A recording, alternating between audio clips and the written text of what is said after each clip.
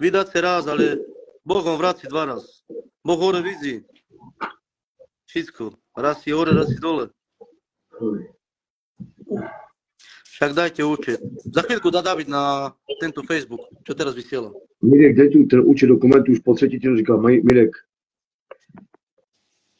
Pomôžte mu, idú Vianoce, nech bude v teple. Nech sa má aj on dobre. Nie len vy, abo ja, aj on nech sa má dobre.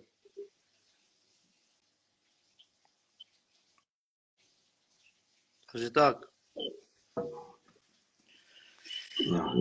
Simonko. Vieš, špinka, Simonko. No zítra bude vysielať spätovaný. Nebude spätovaný, bo on si to vyplatí, on si teďko bude vážiť toto. On si to bude vážiť teď. Bo je v núdzi. Ja to nemusím ani vybírať, Maťo, to môže zaplatiť Mirek, to bude vydať určite na svojom, aby to zaplatiť on. Abo nech si to zaplatí Mirek.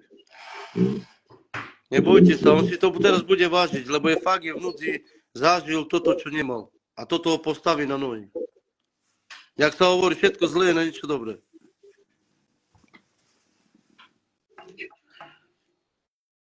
Takže tak, ľudia.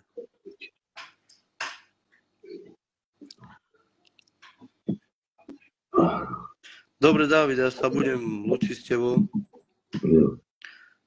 Ako som hovoril, kamarátka ti ju zaplatila jeden deň. Vystav účet na Facebook a ľudia, ktorí majú srdce na pravom mieste a budú chcieť pomôcť sami od seba. Dobre? Nemá zaž, neďakuj. Neďakuj, ale pamatuj. Dobre, ja končím, David. Čau. Čau. Veľmi dobře. Jsem zálazit nějak moc učit. A Pán mi všechno vědět. Mirek, já nevím, jak to mám říct 10krát. Říká Mirek.